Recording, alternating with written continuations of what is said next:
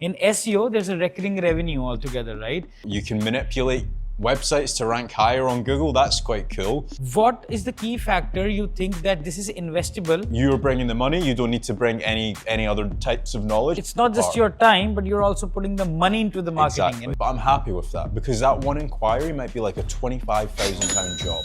I'm telling you now. That's my niche.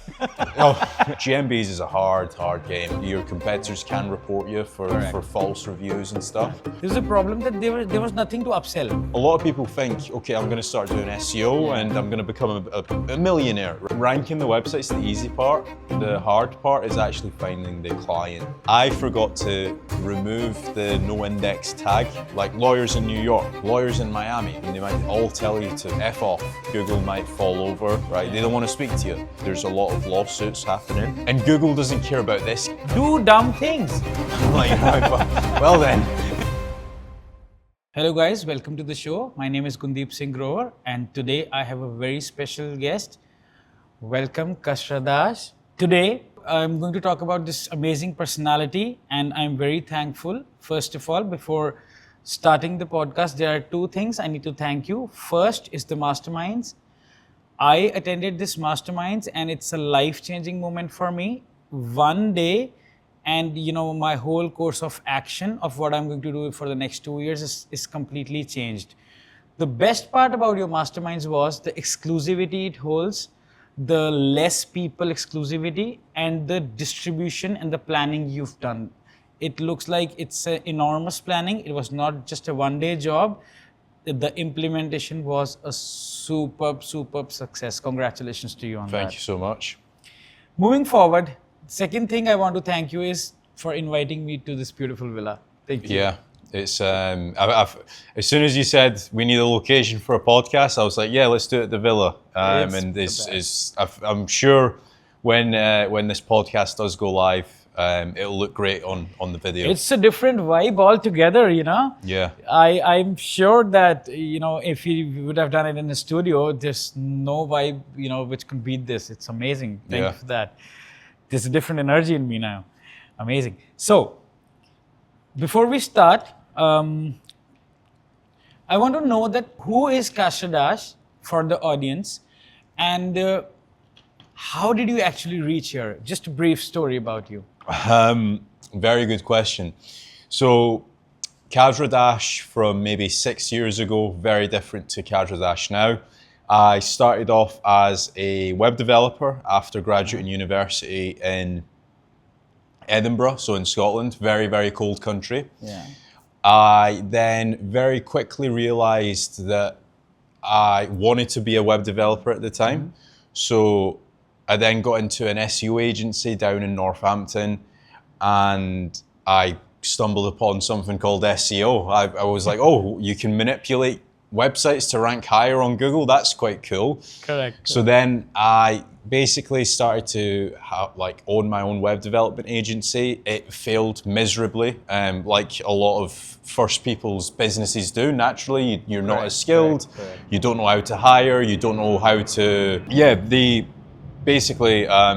I started off as a web developer, and the web design agency failed because I didn't know how to advertise. I didn't know how to hire staff. All of it just very simple stuff, right? Correct. I then realized, well, hold on a minute, like SEO's like quite I still think it's a growing thing. And I got into SEO. I networked with the correct people, and I've been able to scale out an SEO agency, a link building agency, SaaS, just by the power of networking and knowing how to do good SEO. Wow. So you've hustled through it, right? Yeah, definitely. I think one thing in this is that I've seen that when I started, even I started quite similar, like not quite similar, but a web development agency was very much connected to me. In that, I think there's especially back in the day, there's a problem that there was nothing to upsell in a website, right? Yeah. So that could be also a reason that you don't know that how to scale. Now what's next? Like, what can I sell more to the client? In SEO, there's a recurring revenue altogether, right? That's a very attracting point when you start out. So it's interesting you say that, and I always, whenever I fail at a business or a JV or whatever the case is, I always try to think what I could have done differently. if I was to go and set up a web development agency now, not that I would probably sell the website for free, but they would need to pay monthly for the hosting or monthly for the updates. And then that way, instead of maybe charging $1,000, for example, for a website, you've got them for the life of the website. Correct. Perfect. Very good answer. Moving on. Now I want to know about your early life. Maybe you can tell me something about what was the aha moment when you thought like SEO, and specifically local SEO is the thing for me. So one thing I will say is, if you compare, let's say if we were to do a JV, right? If we were to partner up on an affiliate website and we want to rank for best men's running shoes or best treadmills, right? Correct. Ranking for that keyword is going to be very, very difficult, as opposed to ranking for, let's say, dentists in Miami, right? Dentists in Miami, you could probably rank that. And especially back in the day, was very easy. Yeah. So like dentists in Miami, like you should be able to rank that within 6 months. Correct. 6 months is probably a good, maybe a little bit longer, maybe 8 months if you're a little bit more unskilled. Yes. 6 months is probably the sweet spot. If you've got the GMB, spot. then there's a whole new game. Exactly that. So if you can rank something like that, then brilliant. And then if you think of it, right, if say for example it's your own asset that you're ranking, it's not like a client's website that you're ranking, there's an actual asset value to that. So I very quickly realized, well, hold on a minute, this affiliate game, it seems like every maybe 12 months, 14 months, 18 months, websites go down, websites get hit. Correct. Local, touch wood, it seems a little bit more stable. Yes. Although that being said, GMBs, Correct. GMBs is a hard game. Like GMBs do get taken down. Your competitors can report you for false reviews and stuff. But it seems like it's a safer game, especially it's a safer bet. Yeah, especially if, say, for example, you're looking to scale out an SEO agency. Yeah. Maybe it's not rank-and-rents you're trying to do. Maybe it's actually SEO work. You're doing consultancy. Yes.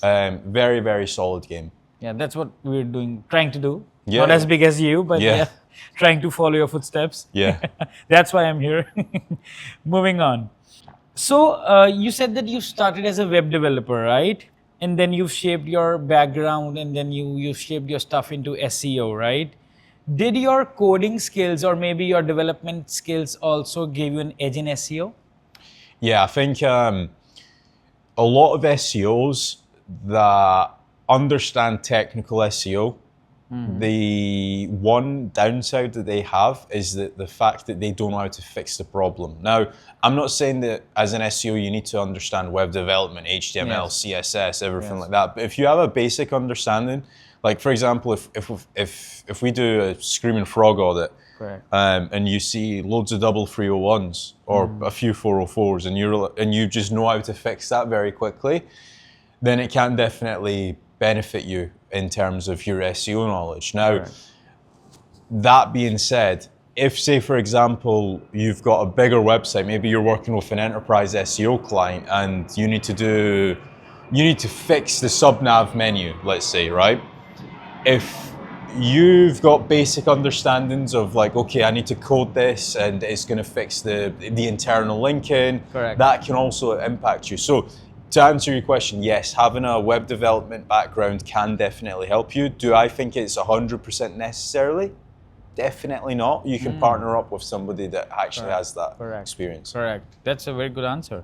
As per our conversation, and I've also seen your past podcasts, we've really scanned you through. I suppose we've done that quite well. So I just came to know that you're also an investor into a lot of things now. You've been investing your money into maybe different kinds of SEO organizations, or maybe different kinds of company. You're diversifying in digital space, what I've seen. So there are two aspects to it as per my basic knowledge. I want to get more out from you that what is the key factor you think that this is investable, both the company as well as the founder? Because I've seen that sometimes the founders are, the company, the product is great, but the founder is not tameable. He's not, what you can, flexible to listen to you, the value you bring on the table. Yeah. So what actually matters for you the most, and how do you evaluate? Maybe a few steps? So I think, let me go one step back. I think it's very important how you structure the deal. So let's say, I'll go back to yourself. If we were to do a partnership on something, it needs to be very clear what you're bringing to the table and also what I'm bringing to the table. So let's say, for example, in my earlier years, I didn't have much money as I do now. And the partnerships that I would used to do would be, okay, I might take money from you, but I'm going to execute this plan. So it was very, very clear from the word go, you're bringing the money, you don't need to bring any other types of knowledge. If you do, great. If you don't, then it's okay. But I'm going to do X, Y, and Z with your money, and it's going to bring you this amount of return. Now, the tables have slightly shifted. I've been able to invest money. I've been able to get money back. I now have a much healthier bank account where I can invest into certain products, certain tools, certain businesses. Correct. Now, the partnerships are more so, okay, what are you bringing to the table? Like, have you potentially got a really good law firm, but your marketing isn't great? If that's the case, okay, you continue running the business. Yeah. Don't get involved in the marketing. I'm going to do the marketing, whether it's Facebook ads, whether it's SEO, whether it's PPC, whatever the case is. But my job then is specifically to get you more leads. Correct. Your job then is to potentially hire a sales team to answer all the leads. Yeah. Your job then is to make certain that the leads that you're getting, you're phoning the leads within a minute, or maybe not within a minute, but you're actually phoning all of the leads. You're working the leads. You're working on your conversion rates of the leads, because a lot of people think, okay, I'm going to start doing SEO and I'm going to become a millionaire, right? Yes. And it's not actually the case. Yes, I can drive you a lot of clicks through to your website. Yes. I can get you a lot of lead form submissions through to your website. I could even get you a lot of phone calls via your GMB. Yeah. But if you aren't answering the phone calls, if you're not replying to the lead forms, what's the point? What's the point? So it should be very, very clear from the word go what you're bringing to the table and what I'm bringing to the table. If it's hazy, it's going to always fall Because it's not just apart. your time, but you're also putting the money into the marketing. Exactly. And that's more money investing, right? Exactly. Rather, I wouldn't say that the company is not putting money, because, doing the school, like for HVAC, studying 4 or 5 years, doing, maybe training and stuff. That's kind of also an investment, but the marketing is the major, cash burn right now. Yeah. And then you're putting that money, you might have a certain number of expectations from the business, right? Yeah, exactly. Another thing as well is, one thing that we very quickly realized, especially when we're going out to more so brick and mortar businesses, is you might be dealing with a really good lawyer, like a really good personal injury lawyer, or somebody that is really good at HVAC, right? Or somebody that's really good at dental. The issue that they have is that when they were learning that at university or at college, they never got told, this is how you market your business. All they've been told is this is how you fix teeth, or this is how you win a case at law. Very true. They just don't get taught that, and it's the universities kind of just assume this is right. You're a dentist now. Go and become a dentist. No, go get business. Yeah, they just don't focus on actually acquiring clients. Now let's move to the next section of the podcast, which is about approach to SEO and Rank-and-Rent. Okay. For the audience, if you can briefly explain what is a Rank-and-Rent. I'll just brief that it's a completely different strategy. Many of my audience would be familiar, but he's an expert. If he explains, I think that will be a completely different league.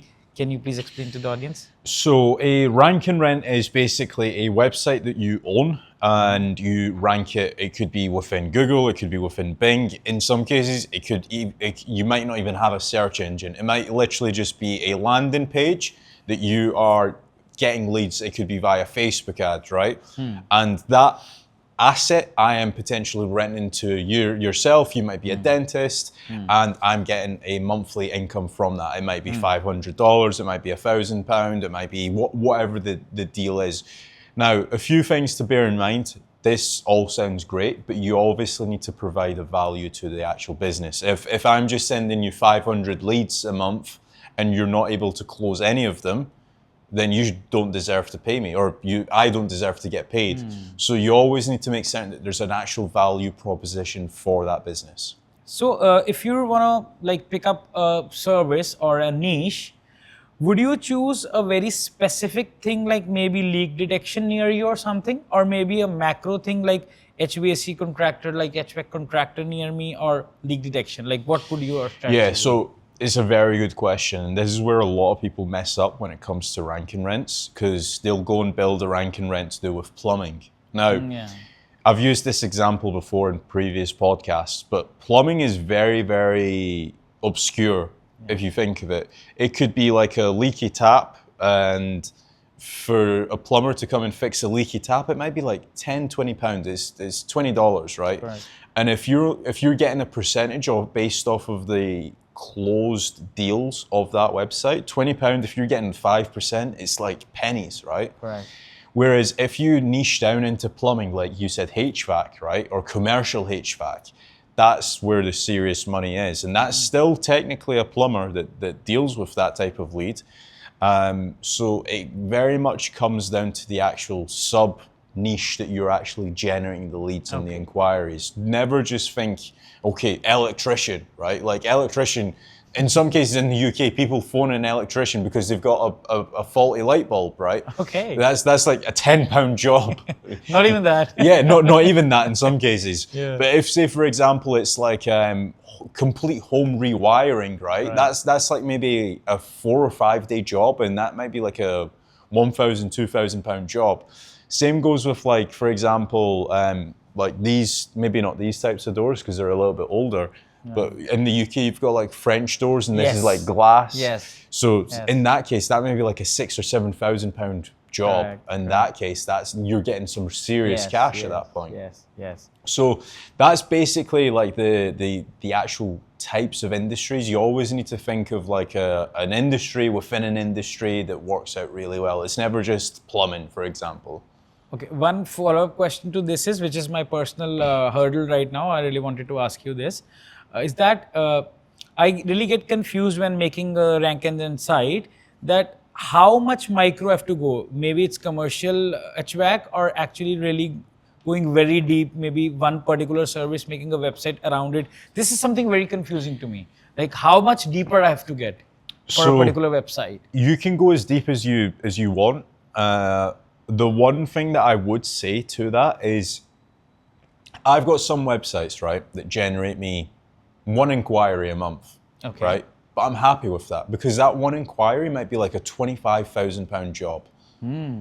I've got some websites that generate me 300 inquiries a month, but the value of each inquiry is very, very lower. So it comes down to the quality of the actual lead, and also the intent as well. Like, for example, I'll go back to, let's use cleaning as an example. I don't know if this is popular in India, you might say otherwise, but in the UK, there are cleaning companies that come to your home to clean your oven, right? I don't know if that's a thing in India. Maybe it is. Maybe not it's in India, but yes, in the US. Yeah. So that again is a very, very low value. Like it's 1 or 2 hours maximum job, right? And maybe the cleaner gets paid £40, right? So you're going to need a lot of those inquiries to then be able to say, I'm earning 10K or I'm earning 5K from a rank and rent. But does that mean that cleaning is a bad industry to go into? Definitely not, because you've got, like, for example, office cleaning, right? Office cleaning, you could get maybe a 300 desk office, and that might be like a reoccurring contract for the cleaning company. You get maybe one inquiry of those every single month. After a year, you've got 12 contracts, and then you've got maybe, I don't know, £12,000 a month. So that's how you need to think. Like, one thing that I will say, I think personally, the type of person that goes into rank and rents is very important, because if you're very introverted, if you don't know how to structure a deal, if you're bad at business, you are rank and rents. It's just not for you. No. Whereas if, say, for example, we were having a conversation to the actual villa maybe 20, 30 minutes ago, and you were saying like, oh, I've invested in this, I've done this, I've done that, and I'm like, that's really good. You would be really good at rank and rents because you know how to structure a deal, you know how to speak to clients, you know how to get the most ROI for a client. That's your sole purpose when you're doing rank and rents. If you're scared to pick up a phone, if you're scared to email someone, if you're scared to jump on a Zoom call, rank and rents, I'm sorry, it's not for you. My God, it's actually an eye opener, because I have seen a lot of Indians going after rank and rent. After it's a very popular thing coming up in India, and I think this is what we should know, that for whom it is for and for not. Very eye opening. I'm getting goosebumps. Yeah. Very good, very good. I have a follow up question to this. Yeah, sure. So this is again my problem. So I'm discussing all my problems here. Yeah. So in rank and rent, if maybe you rent your website to, in crux it means renting your website or asset to a service provider, right? Now you just mentioned about a reoccurring deal, right?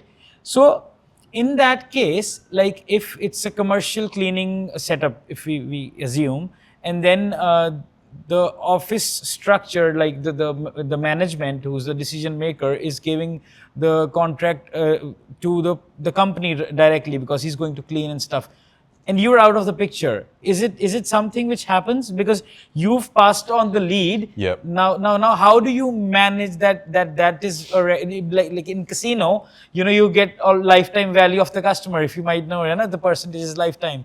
But how does that work in local SEO and especially in rank and rent?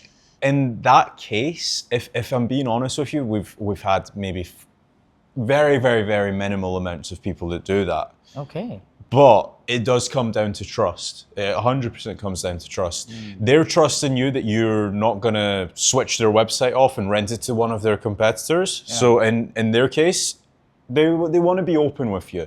That's what I was saying before. Like if you are doing a really good job, if, say, for example, you are a commercial cleaning business, right?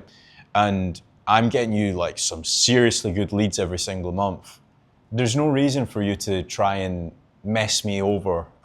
So I think that if you do a good job, no one's really gonna end up like saying, oh yeah, I didn't get any leads this month, but they've actually secretly closed free. You'd never really have that, especially if you're providing really good value. Okay. Again, a very good follow-up question just came to my mind. Just what you just said, that you said that you're providing that kind of volume to the to the vendor, to the supplier, to the service provider. So in that case, that means that you make a website, you scale it at a level, and then you maybe crack the deal when you have some volume of leads coming into your thing, right?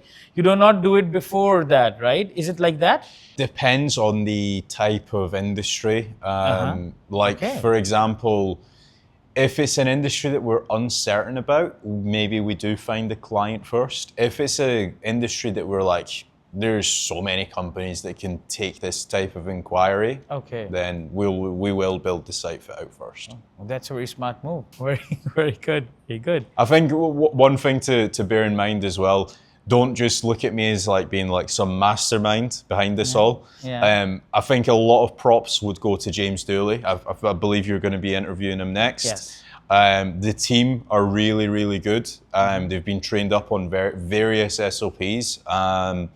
And I think networking has also played a really good impact into like leveling up our SOPs, leveling up our staff. Yes. James always goes to networking events. We obviously have our own mastermind event. So I think a lot of this sounds like I'm like some secret magician. I'm definitely not.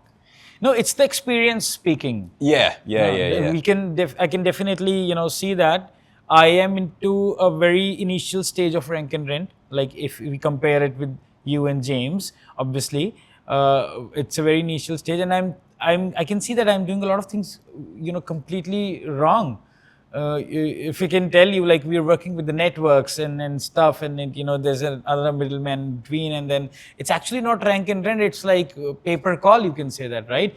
And I want to break this myth that many people especially in India and South Asia thinks that rank and rent and selling leads to a network pay per call is the same thing. It's similar thing, but it's not same, right? So this is the difference. Rank and rent is actually this. You build it, you do a deal with a specific company, and then there's a relationship sharing between, and that's how it works, right? Yeah. Whereas pay per call is that there are networks. I don't want to name the networks here right now, but there are networks, good networks. Actually, I'm working with the networks, and they're quite good. But the model is different. Like, there's a network who's taking the lead, and then it's giving it to, maybe routing it to the specific person, and maybe different people. I don't know. But in pay per call, the job of a supply of the website of the publisher ends there. I don't know where it's going. So that's also a problem for me, and that's another question for me. In my case,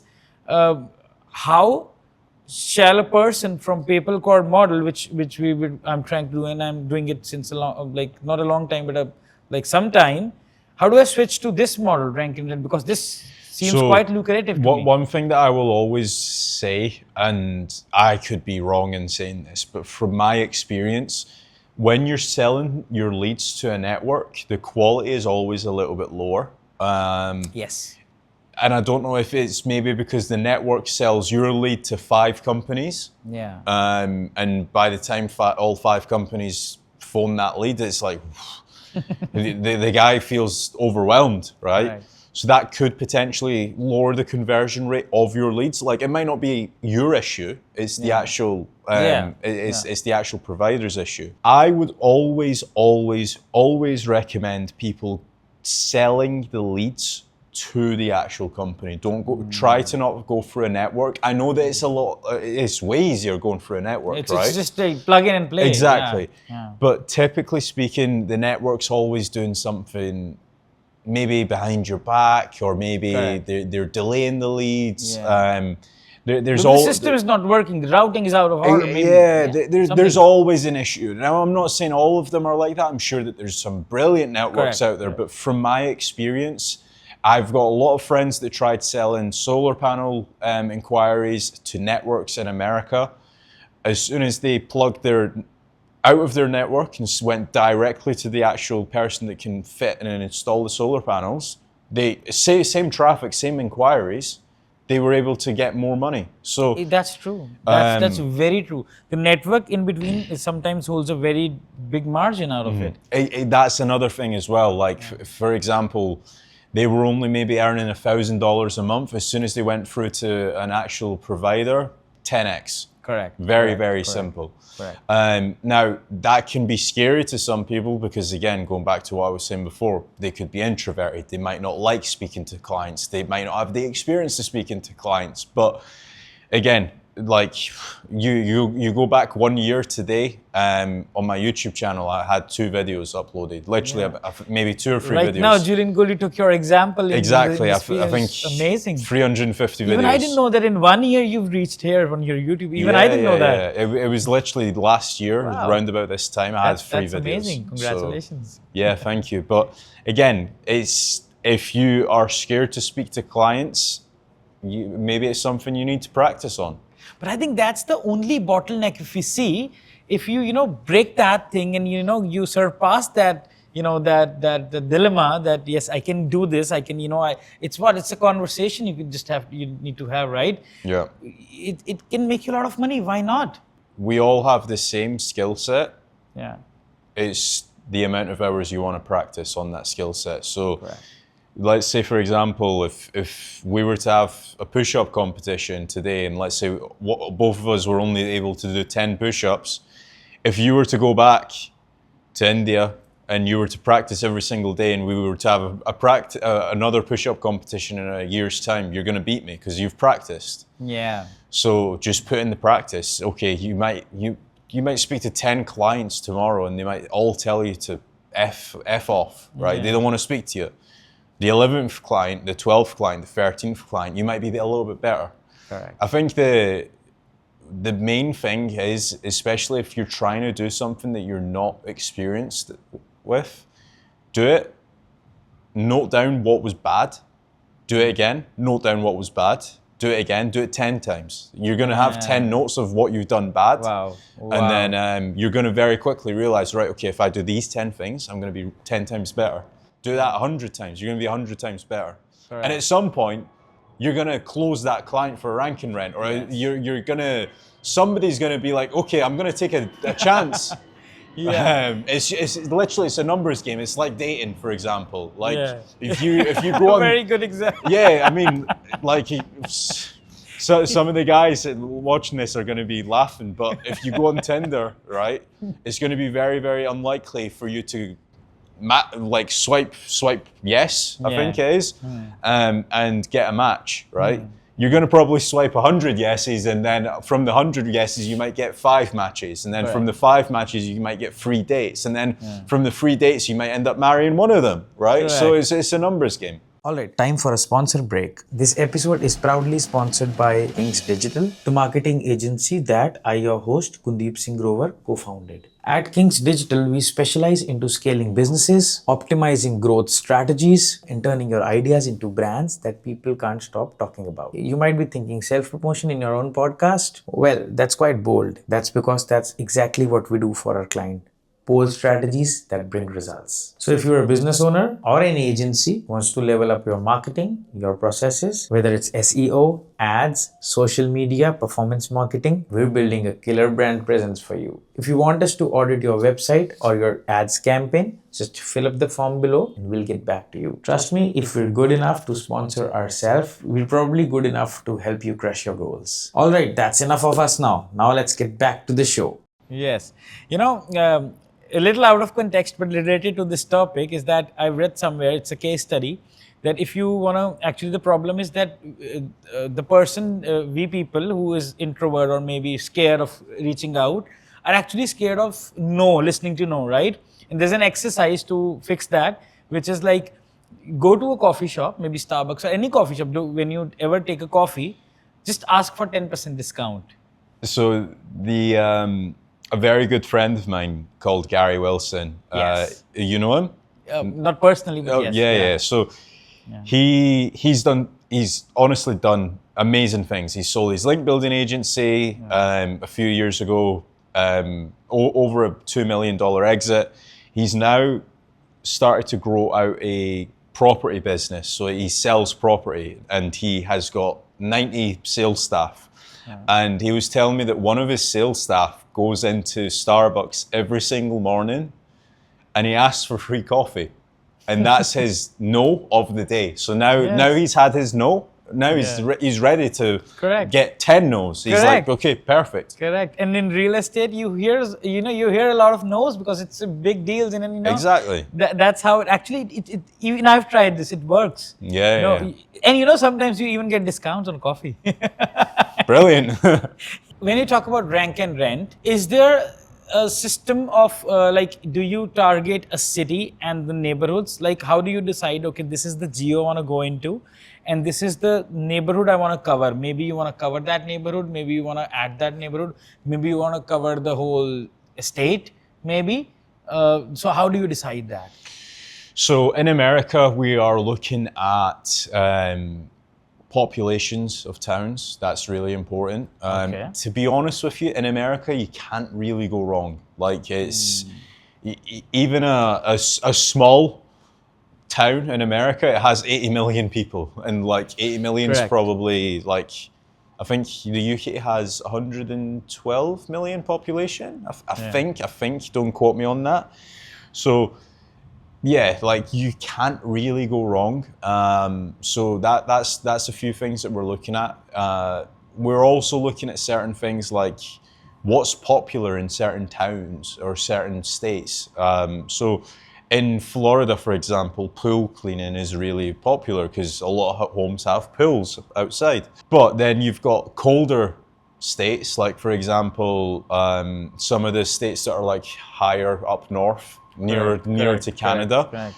Those areas, they don't necessarily have pools as such. So for example, it doesn't make sense to go and build a pool cleaning rank and rent in some of those states. So it comes down to like just common sense, I want to say. And understanding that what is the geo all about. Yeah, exactly that. I feel like you just need to do a little bit of research yourself. There's not like a right or wrong answer. Correct. Now, let's talk about the budget. What's the strategy on budget to you want to allocate to a rank-and-rent website? You might be thinking that, okay, this is the type of budget I'm looking to build this kind of niche website. There would be a number to it, right? And after that, if it works, it's okay. If it doesn't work, I'm gonna maybe, leave it for the dead, maybe something, right? So what's your take on that? That again comes down to the industry. If it's like a ever-growing industry, we would allocate more money. If it's something where it's like we're a little bit uncertain about this, we might allocate less. There isn't like a specific number. It also comes down to like the industry as well. Like how difficult is it? Is it like lawyers in New York that we're trying to do a rank and rent for? Or is it something like way easier, like, I don't know, Botox in Wyoming, right? Correct. Because I'm telling you now. That's my niche. So it's okay. It's very, and very. you're very close to the Geo as well. Oh, really? So it very much comes down to the actual industry and the area. Like we would allocate a lot more money if it's New York. If it's somewhere like in the outskirts, it would be a lot less money. Anything you would like to discuss on the keyword research for local? Any tool your go-to tool maybe for the local? So with local, what we've typically found is you can find a lot of high traffic sites that show low traffic on Ahrefs and SEMrush. Oh. So typically speaking, and I don't want to sound too much like Corey, for example, because Corey doesn't use any tools, right? Correct. But I like to reverse analyze the guys that are already ranking, because if they're already ranking, there's a reason why. So it could be good backlinks, it could be good keyword research, it could be good on-page SEO, could be good internal linking, right? So I'm analyzing the guys that are already ranking there, and I'm kind of cherry picking what the best guys are doing. So I would maybe look at maybe 4 or 5 different states, like lawyers in New York, lawyers in Miami, lawyers in California, lawyers in LA, lawyers in Irvine, right? So I'm looking at all of these, it might be like 25 sites out of all of those locations, right? And I'm looking at what all of them are doing well at. It might be good keyword research in website number 5 and 10. It might be good internal linking on websites 1 and 6.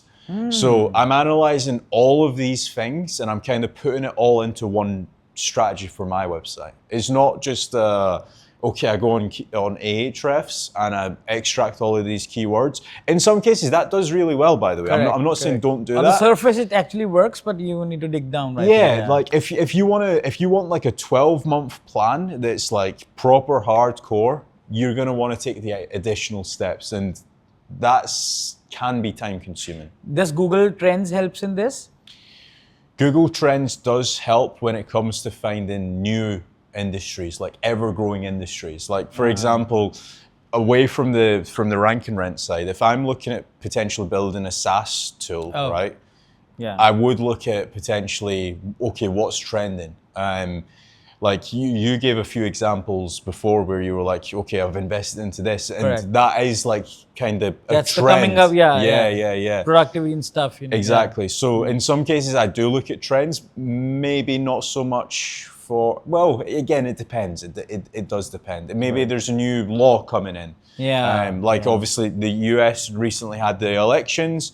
After elections, it is a good time to find new up and coming trends. Like for example, I believe now that Trump's come in, there's a lot more coal power coming into play. So you could potentially look at coal related rank and rents.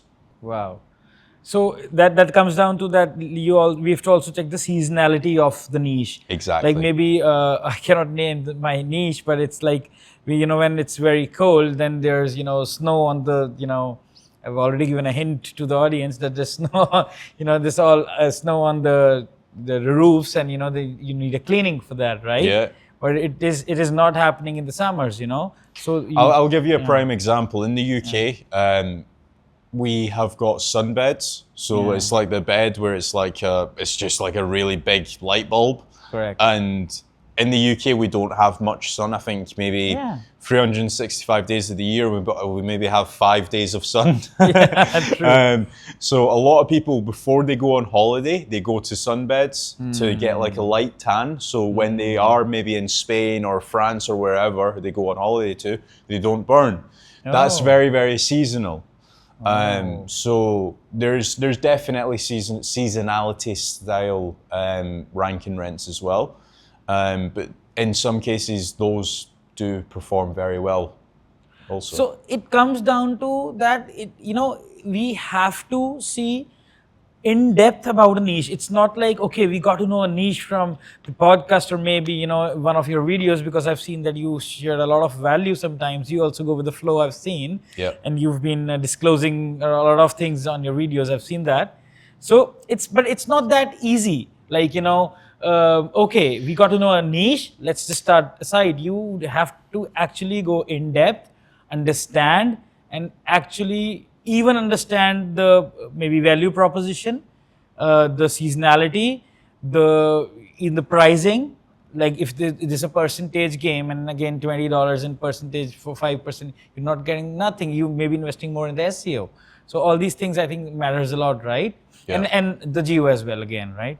Perfect. I think one other thing as well to add to this is I would never really be scared of showing somebody the industry that I'm in, mainly because it's like, first of all, it's very hard to replicate what yourself do, what I do. And second of all, it's also ranking the website's the easy part. The hard part is actually finding the client. Like I've given this example before, there's certain businesses that you email and stuff, and it might be like a 60-year-old guy. The 60-year-old guy, he doesn't want to grow his business. He wants to retire in few years' time. He doesn't want a bigger staff. He doesn't want a bigger office. He doesn't want more staff. So it does take time finding the client also. I think it's a very detailed breakdown we've done on Rank and Rent today. A lot of people watching this would have great breakthroughs. Any SOPs do you follow when you maybe check the past business? Like maybe okay, this is the business I want to work with. We've discussed all the points, but is there any specific SOP that, okay, this is the past results they've been leading, now where can I get them? So is there a specific process do you follow for that? Not really. Like the type of clients that we work with are primarily good at what they do, but just bad at marketing. They don't know how to acquire so clients. It's all on you. It's your own call. Yeah, like we are in a very, very fortunate position where we can pick the best of the best. I'm not going to lose sleep over potentially like saying no to a client. Yes. That's the position I'm at. I know that not everybody's in a fortunate position that I'm at. So a few things that I would say is look at how professional does the company look. Because again, like what I was saying before, you can go and build the best website there is. And if that company doesn't have reviews, if they are very unprofessional, maybe negative reviews calls, are there, you need to scan that exactly. out. Yeah. If there's stuff like that, it's probably not going to work out. I'm not saying that it won't, but it's got a less chance of working. Correct. Very good. One just last follow-up to this is that how do you generate reviews or UGC content on such websites? Because again, because of the EE80 update and all the updates, and you're master of updates, I would highly suggest the audience to actually have a look at the channel, and you'll see a lot of value Kasra has been delivering. I am learning from all the, even James and you both, you right now just killing it for the value you're providing. I highly recommend, have a look. Now coming back to the topic is that What do you do about the reviews or UGC and for such websites? How do we actually do it? So I don't actually do GMB SEO for the rank and rents. It's all websites. You might put something for the conversions maybe. So there's always like photos that we can get from clients. There's video testimonials. There's stuff like that. But for GMBs, like we don't touch them. It's super risky in my eyes.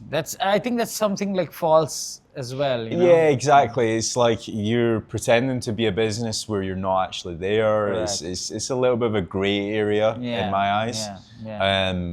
So like, I mean, some people can say I'm white hat, some people can say I'm black hat. It's like, I just do what makes me money. But at what scale you are, I think you cannot risk your professional career for such things at this point. Maybe a newbie could do that, but at this point where you are, I think you cannot risk that up, right?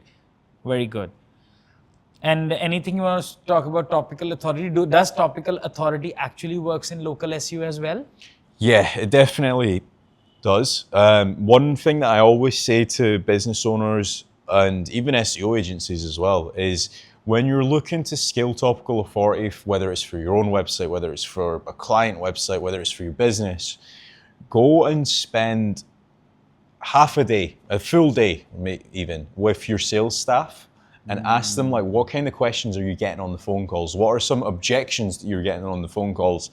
And that will give you some really good blog content to actually upload through to your website. Because if you think of it, right, let's say your company sells HVAC, right?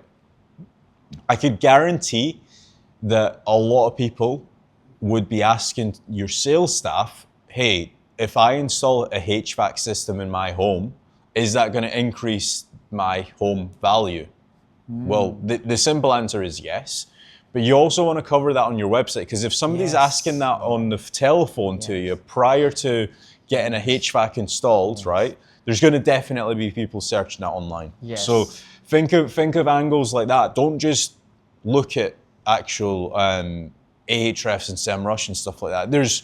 I'm certain that if you were to use that example, that would actually come up in Ahrefs, but there's going to be some obscure questions that you're going to get asked. Heard the recordings and we see that's content actually. Yeah. Wow. Well, another thing as well, like a little bit of a pro tip that you can actually do when it comes to this. If, say, for example, you're a bigger company, maybe you've got 4 or 5 sales guys on the phones, record all of their calls, right? It's so cheap to do that nowadays. Yes.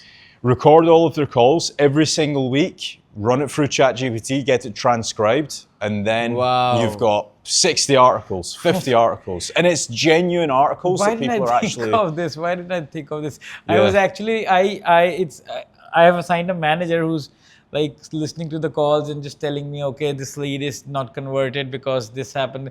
But why didn't I think of this? It's so simple, but.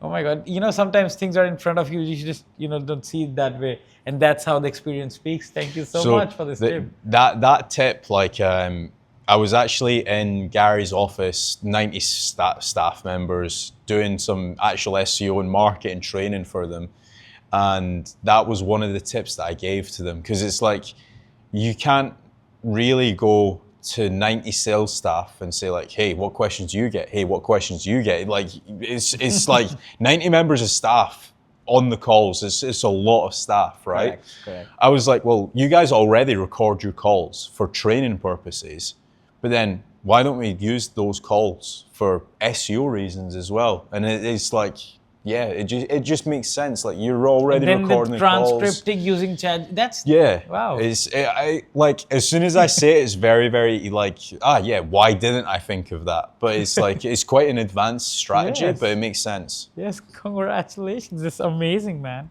Okay, there's a case study attached to it. Like I just recalled that I was when I started my career, I did a job in a real estate company. That is why my whole thing revolves around real estate, because that's how I started. That in that company, you just what said, I was just doing the same thing. I actually sat with the sales team. My objective was to give to get sales to sell luxury apartments in North India. There's a city called Chandigarh, to sell the luxury apartments there, but the audience should be the NRIs living in UAE and Bahrain. Okay. So what I did was, actually the first thing we fixed was lingo. People living in Bahrain or Dubai are not actually searching the local lingo. It's like 3 BHK we search in India, but they are like writing 3-room apartment, right? Because they are NRIs, they are living there for long, the lingos change, right?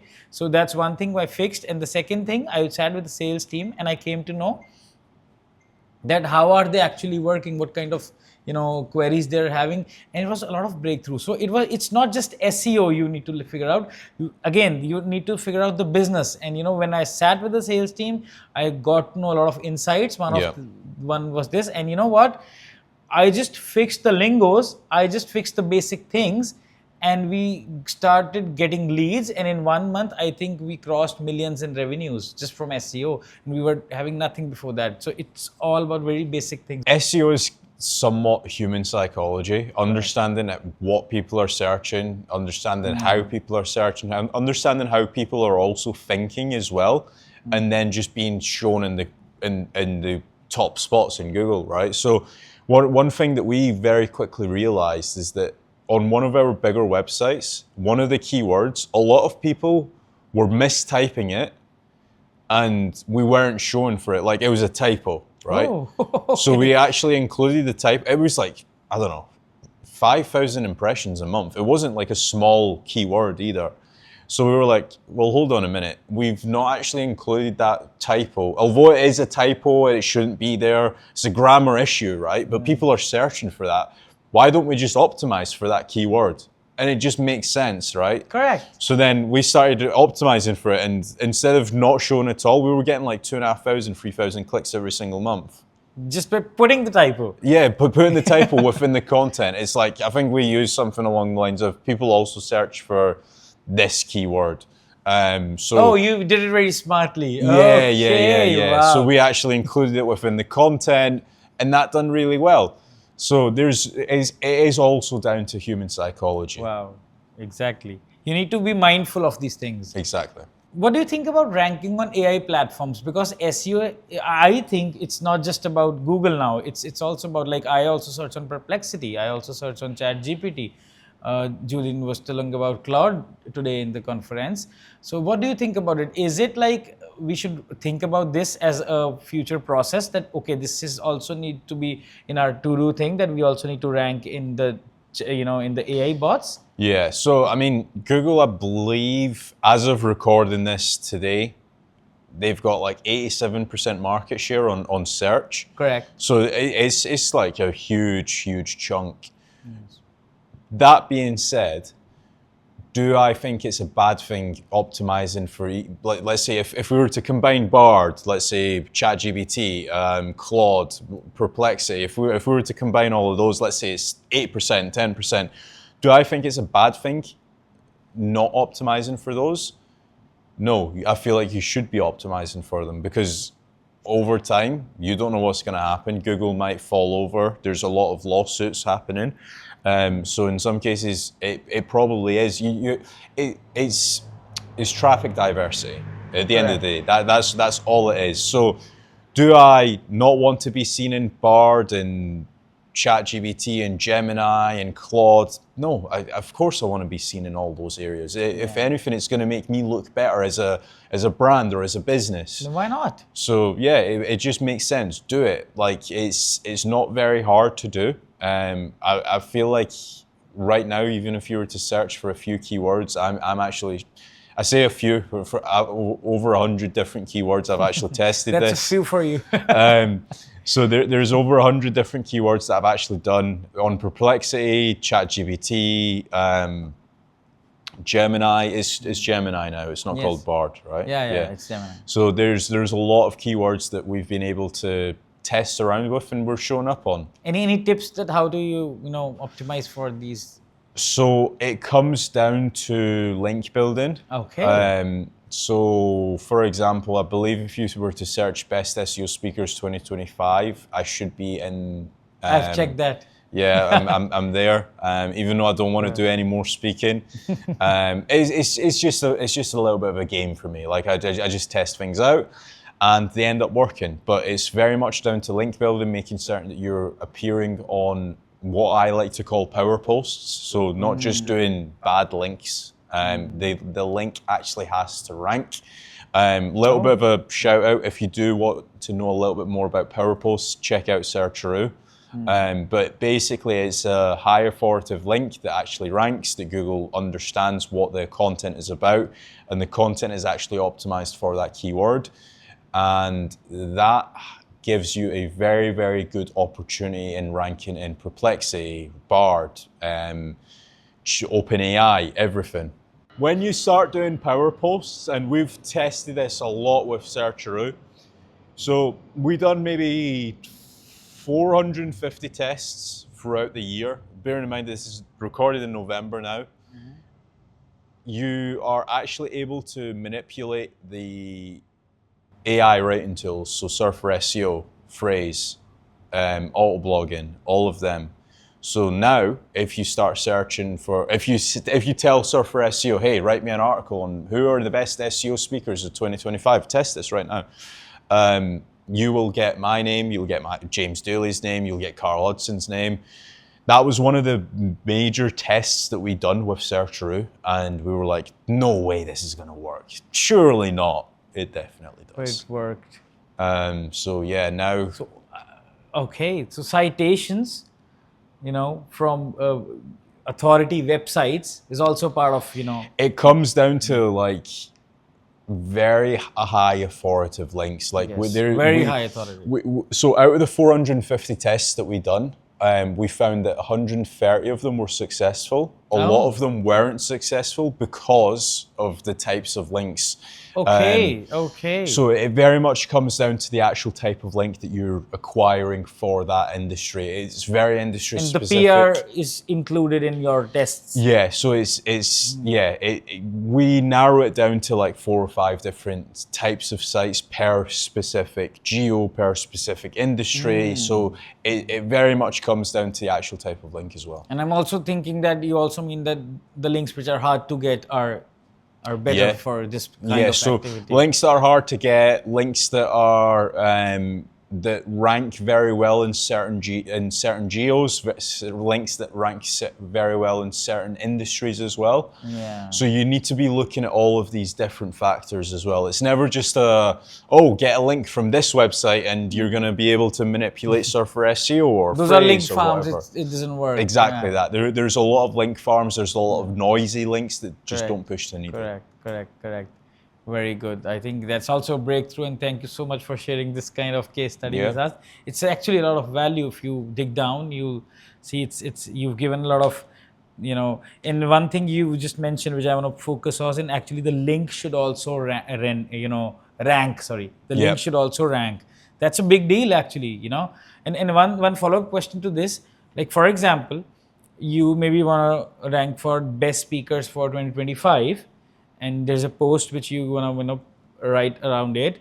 So the anchor text and the article on the third-party website should be what? Like, how do you connect to, That completely depends on your website. Like a lot of people. So I'll give you a reason as to why I say it completely depends. If you're trying to rank your website for best SEO speakers 2025, right? A lot of people think, okay, I'll get a link, the anchor's best SEO speakers 2025 to my best SEO speakers 2025 page. In a lot of cases, that's not natural. Google can see what you're trying to do. Exactly. It's not 100% the case, but a lot of cases that I've seen, a lot of people end up messing up their SEO strategy because they over-optimize their anchors. So just be very careful when you are doing any form of link building. Okay. And if you take an example of a local website, maybe for example, I want to rank for best HVAC California, maybe San Diego, that makes more sense. And I want to take a sponsored, maybe a very good link from a third-party website, maybe put an article out there. There's a very big confusion out there in the market right now that on that particular website from which we want to take the link, what kind of just an activity I'm just doing with you. What kind of title of that article should be, like randomly? maybe author roundup, maybe something like expert roundup, maybe anything you want to say on this. So the page title for what type of art? For example, my website, gundeep.com. On gundeep.com, I want to rank best hatchback San Diego, and I want to take link from you. And you have your website, and on your website, what should be the title of the maybe article I want to publish on your website? Ah, I see. Yeah. That completely depends. I want to put you in the tough spot. So obviously, if it's reverse sink or swim, if it matches, if it aligns with what you're trying to rank for, that's obviously the best type of link. Like for example, the best type of link is if, say for example, you're position 5 for best HVAC San Francisco, and I'm position number 1, and I link to you. That's obviously the best type of link. But that's actually not the case usually. Yeah, but that's not usually the case. Yeah. So then what I'm then looking at is, okay, what kind of articles would link to my type of page, right? So like, is it going to be an informational guide? Is it going to be how to clean your HVAC, right? Yes. So there's certain things like that I'm actually looking at, and then a lot of people as well, they think that the page needs to be relevant. So let's take one step back, right? Let's just talk about link building. If, say for example, you are looking at building, maybe you've identified you need 100 backlinks to your website. That you've said, okay, I've done the link gap. I need 100 backlinks pointing through to my website. What you will typically find is that a lot of websites, not just in HVAC, but e-commerce, affiliates, all of them, right? Not all of their entire backlink profile is relevant. So it's almost like a sliding scale. So if you've got 100 backlinks that you're missing on your website, you might say, well, actually, there's 10 links that are both powerful, relevant, get traffic, and it's also geo-specific as well, right? So you're looking at all those different factors.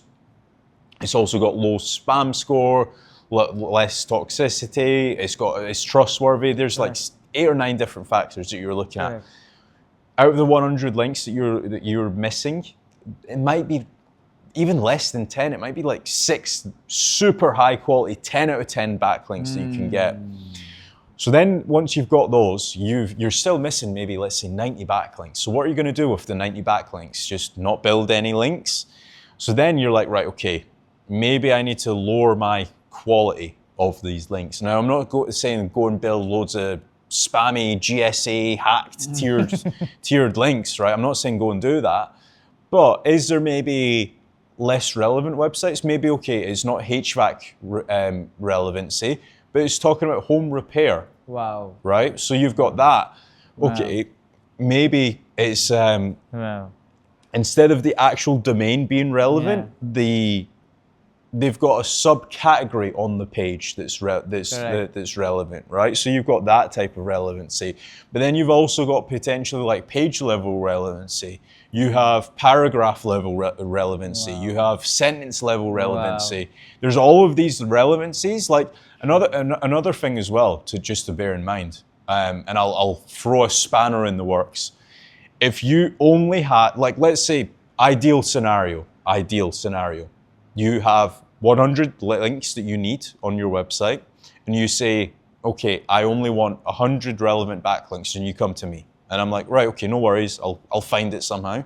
And I build you 100 super relevant backlinks to your website. Do you not think that doesn't look natural? That's another thing as well. So no website has 100% relevant links, only talking about HVAC, that has high traffic, very, very, very. I always try to explain that to clients, that it is also not natural. It's unnatural that you even do follow, no follow. I always tell my clients to get some, there should be the concept of pillow links, that you do dumb things. Yep.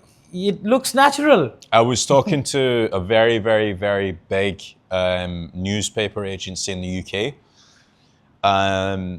some would say that they are white hat. Like, to be fair, I was looking at their brand and I'm like, yeah, they seem like the website's older than me. Put it that way, right? So like the brand itself, it used to be a magazine. Now they're an actual online brand. And I was speaking to the actual SEO head, and I said to him, like, hey, do you guys use PBNs? And he's like, yeah, of course we do. I'm like, right, well then, if this guy's, like, it's a DR 90 website, and I'm like, well, if this guy's saying he's using PBNs, right? And Google doesn't care about this guy. Yeah. Do you think Google's going to care about your little HVAC company that's ranking in San Francisco? Probably not. Correct. Like, although the one caveat to that, because I don't want people going and building 6 million PBNs to their websites, is just look natural as possible. Now I'm going to give you a situation, as you've discussed in the past, that I've seen your podcast where you just don't do SEO, but it's kind of, you also take care of the ads and PPC if it's required. And I try to make a client sticky. Correct. Correct. And that's how I've been able to scale the business as well. Now, if the client comes to you, he has a budget of 3,000 pounds maybe, okay, and a runway of like 4-5 months, like 3,000 pounds a month, 4-5 months he can spend. What would you recommend? SEO, PPC, or ads? I would look at what has, so we'll take one step back, right? Somebody that's willing to spend £3,000 a month on marketing, yes, let's say, right? Yes. They've already got a source of inquiries, right? Like whether it's potentially referrals, whether they've maybe been able to get 1 or 2 inquiries a month via their website. Maybe they've even been with a PPC agency. I would look at what the data is telling me. Like, is it cold calling? Is it potentially they've done some networking events? Maybe they've even just done some sponsored newsletters, right? Like, right. What's gotten them the actual inquiries? I would then try to reverse engineer that and then think, right, okay, well, maybe it's not even SEO, Facebook ads, or PPC. Maybe we just need to sponsor some more events locally to you. Yeah. I never just like again, there's a lot of SEO agencies in the UK that scam their clients. I think that's probably because they know SEO and they do SEO and they'll tell that they don't look at what actually is going to provide that client ROI. Yes. And if I'm being honest with you, like, why should I take your money if I can't think, okay, if I don't think SEO is good for this HVAC company in San Francisco, it probably will be. But let's say, for example, if I don't feel like it is, I'm like, well, hey, I'm sorry, John. SEO is not for you, but maybe looking at your actual source of inquiries and stuff, maybe what you should focus on is more networking events, because I'm looking at your lead sources from the past 12 months, and that's what's grown your actual ROI. Correct. Let's do more of that. There was a reason I asked you this tricky question. I put like 6 months runway. That was the tricky part, and that was a kind of answer, bang on. Amazing. What are the biggest mistakes you might have done in SEO which you want to discuss? Any mistake? Biggest mistakes. So I'll say this, and James is going to laugh. We recently migrated a big website over, and we forgot to take, or actually, I will take full responsibility for this. I forgot to remove the no index tag on WordPress. Luckily, it wasn't too big of an issue because we very quickly realized, okay, why are we not getting any impressions? So that happened, but that's probably the biggest one that comes to mind recently.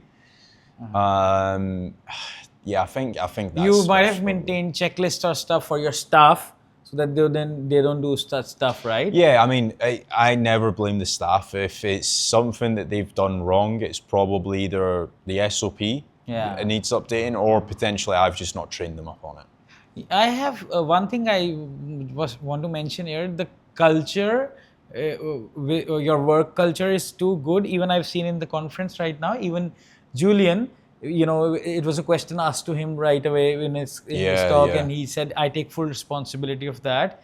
In the same way you, so it's quite different from what we've seen. Like it's very easy to blame an employee, but actually it's our mistake. We take responsibility of the employee. Yep. And I appreciate the work culture you showing. It's amazing, and I think people I would like think to work with you. the biggest thing for me is like, okay, let's say for example we both done something wrong. I think it's more of a manly feature to be like, okay, yeah, I did do that thing wrong. I shouldn't have done that. I'm sorry. I apologize. Let's fix it. Right. Whereas if I'm just sat there and I'm blaming you and I'm like, yeah, it's his fault. It's his fault. You're just going to get pissed off with me. And it's like, Right. it's never good in business.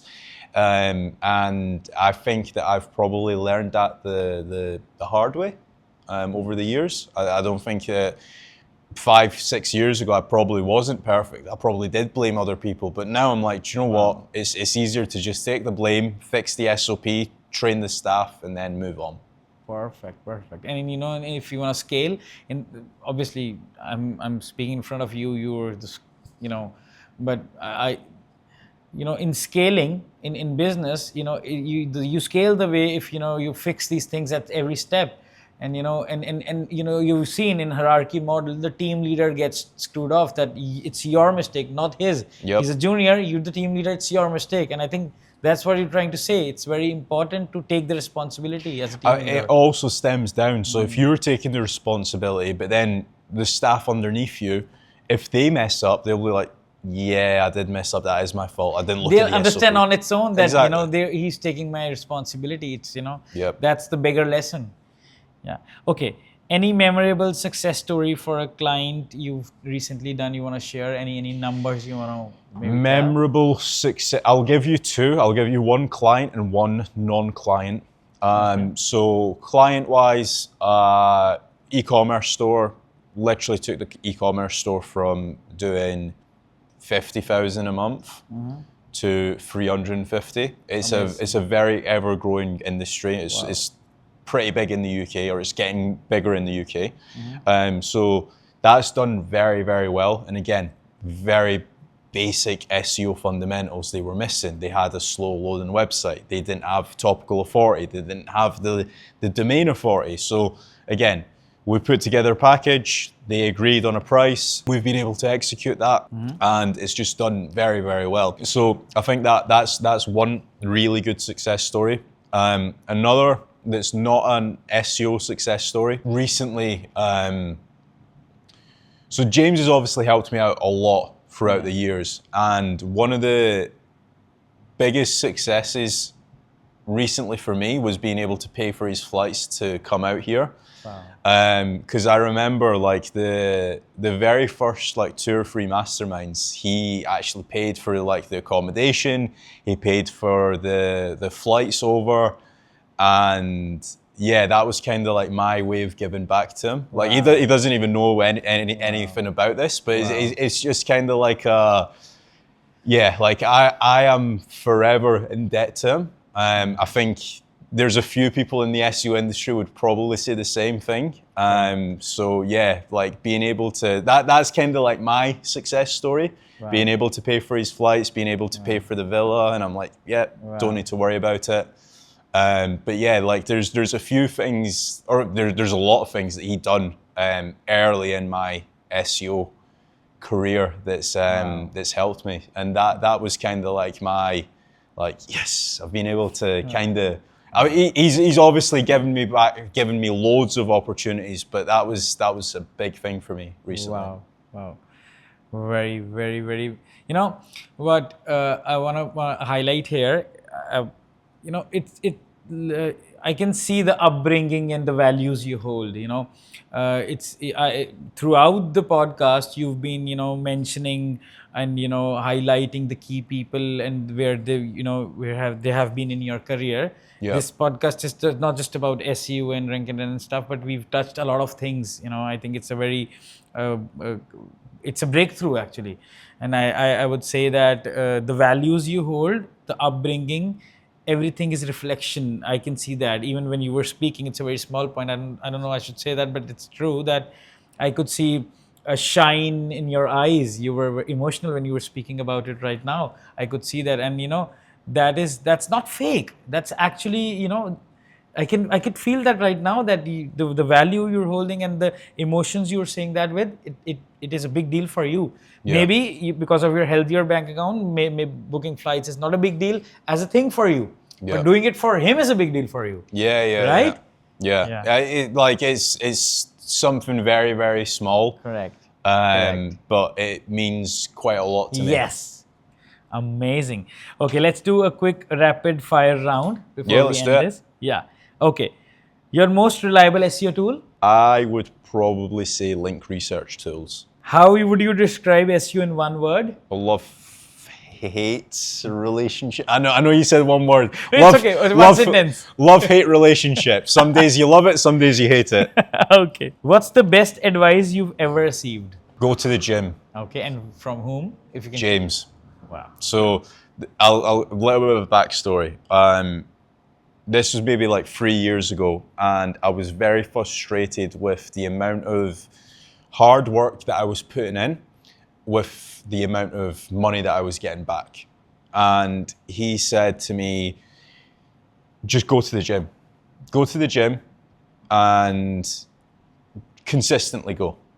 And I can guarantee you the mindset that you gain from going to the gym, building your muscles, getting more confident, the money will follow. And it's a little bit of like a long path, but going to being active in the gym, it definitely did help with my confidence. It helped with being on stage. It helped with even like silly things, like at the time I was single, approaching women, right?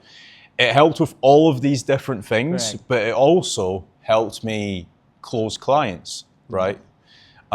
So yeah, going to the gym is probably one of them, and then obviously networking. Networking is really important. That's how we met. Correct. Yeah. Correct.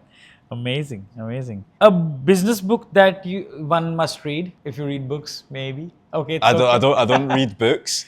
Lesson, maybe? So I would probably say find a mentor. Find someone that has done what you're trying to do or what you're trying to achieve in life, and stick to them like glue, even if it means paying consultancy fees for that person. Because I can guarantee you now, if it's $500, if it's $1,000, if it's $5,000, that person that's done what you're trying to achieve, whether it's you're trying to go public, whether you're trying to hire your first 10 staff, whether you're trying to scale your agency from 50K to 100K, right? If you can find that person that's done what you're trying to achieve, you will be able to fast track your success very, very quickly in a short period of time. So if you can do that, definitely highly recommend doing it. Wow, amazing, amazing. Your go-to content strategy for quick wins, maybe one word, anything? So if it's an older website, go into Google Search Console, find keywords that aren't on the page and add those into the actual page, because 9 times out of 10, you might be positioned 15 for a keyword that you've not even got on the page. You put it onto the page, obviously structure it within a sentence, you're going to jump up. Perfect. One SEO myth you'd love to debunk? A lot of people say that topical authority doesn't work, and that's completely BS. Corey's just walked in then. Another one that I would also like to debunk as well is that disavows don't work, and people that say that, they've not done enough to testing. Do you have a daily habit that keeps you productive? Daily habit that keeps me productive. So I like to get rid of the the brain consuming tasks early in the day, because then I can do the brain dead tasks later on. So like brain dead tasks could be like Calls and stuff. Yeah, calls could be brain dead tasks. Fixing spreadsheets, doing SOPs, implementing stuff, training staff. Well, actually, no, training staff would probably be more mindful activity. Early in the day. So I kind of like to break things up. So a little bit of a weird fact about me. I only have like 5 hours of sleep, like very, very small amounts of sleep. But I break my day up into 3 different things. So it'll be like, I'll go to sleep at midnight maybe, and I'll wake up at 5 a.m. I'll be working from, let's say, 6 a.m. till about maybe 11. And that'll be chunk number one of the day. And then I'll need to do something. So that might be going to the gym, right? So that'll be like maybe 11 till 12. Then what I'll do is I'll have maybe 11 or 12 till, or maybe even 1 p.m. till maybe 6 p.m. Again, it'll be round two. So that'll be more like brain dead tasks.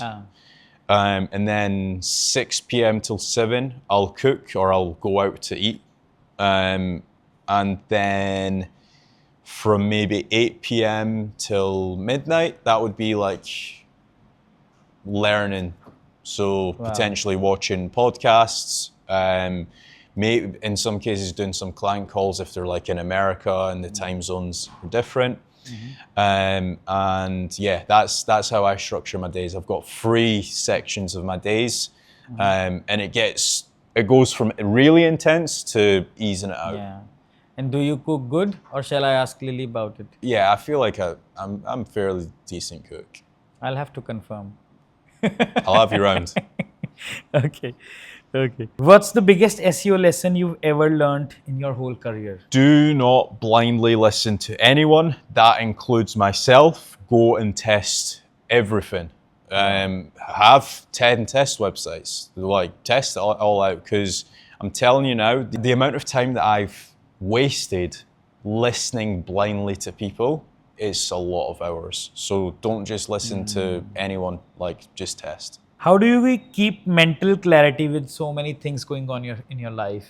So what I like to do is, actually I am a workaholic. There's no way around it. But I always like to have UK is my base. Like I live in the UK, but I like to travel a lot, and I like to speak to guys like yourself. I like to go on maybe 6 or 7 different breaks. But during those breaks, I'll do less brain-consuming tasks. That's kind of like the time to recharge. I'm not saying that I'm not going to do... The me time, maybe. It's not necessarily a time where I don't do any work at all, because that's not the case. Like, even like you would have seen me on the laptop earlier today. But it's very much down to like, okay, I'm kind of like not in a work environment, or I'm not like in an office environment. It's kind of like me with my own brain. Like, what can I do with this time? Like, what can I think of? Is there anything that I can improve in the agency? Is there anything that I can improve for the consultant? So that's how I like to essentially break down the entire year. Wow. Okay, it's not written here, but I have something in my mind which I want to ask is last thing. That do you listen to music while working? Well, maybe doing the less intensive activities? Depends on the type of work. Yeah, obviously. Yeah. So some cases I'll be watching something. Like I'll be watching, this is kind of like the kid side of me coming out. I've recently started watching wrestling again.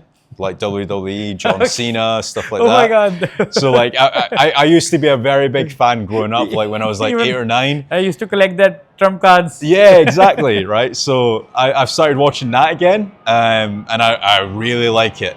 So in some cases, if I'm doing like really brain dead tasks, I've got 2 monitors set up at my house, I'll be watching that. If I am potentially doing something a little bit less intense, I might be watching a podcast.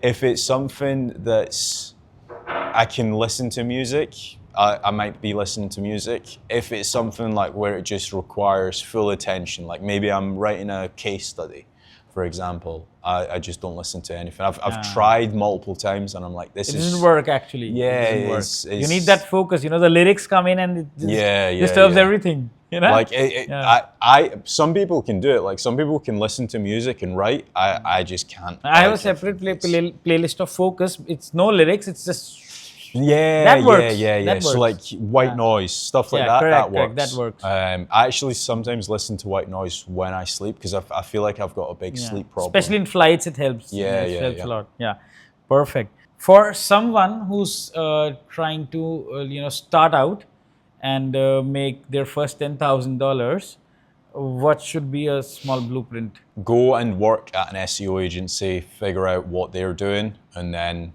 do it for yourself. Because I feel like there's no magic bullet to say, go and do this, you're going to earn 10,000 a month. I feel like you need to have a good teacher.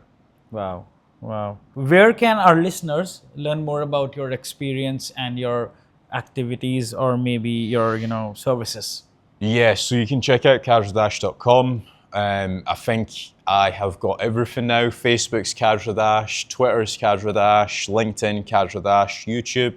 I'm very, very active on YouTube. I've not been for the past maybe 6 days because I'm obviously in Chiang Mai and stuff. But that's where I am most active on. You can hit me up on LinkedIn, Facebook, Twitter, everything. Any parting words, any final thoughts you're looking to? Final thoughts. So one thing that I will say for everyone, it doesn't matter if you're just starting out, it doesn't matter if you've got a £10 million agency, go and network. Like, you will be amazed as to who you're going to be able to meet, whether it's masterminds, whether it's networking, whether it is at conferences sometimes. Like, you'll be amazed at who you're actually going to meet. Correct. And then here we are. Yeah, exactly. Amazing. Thank you so much. It was a lovely, lovely podcast. I think one of the best again. And it's a mind-opening experience. Thank you so much for having me here and inviting me to the beautiful villa, and also for hosting masterminds. And please do it every year. And Thank please you. take my money for the next year. Thank you so much. Thank you. Cheers. Cheers. Thank you for sticking till the end of the conversation with us. We hope you found as much value as we did while creating it. If you enjoyed the podcast and want us to bring more such influential guests, then please don't forget to subscribe and hit the like button. Honestly, each like and subscribe help us keep going. It keeps us motivated to make such content which is filled with insights and strategies for you. If you enjoyed the podcast and want us to bring more such influential guests, then don't forget to like and subscribe. Honestly, each like or a subscribe help us keep going and make such content which is filled with insights and valuable knowledge for you. We'd love to hear from you in the comments. Anything you would like to tell us about the podcast? Whom do you want to see in the next podcast? And what kind of questions do you want to ask? And hey, just don't keep the conversation with yourself. Share this podcast with at least one person, can be a friend, colleague, or a family member, or anyone you think can benefit from learning something valuable or getting a fresh perspective. After all, one conversation, one perspective can truly change someone's life. And thank you for tuning in. We'll see you in the next episode of the Business Playbook by Gundeep.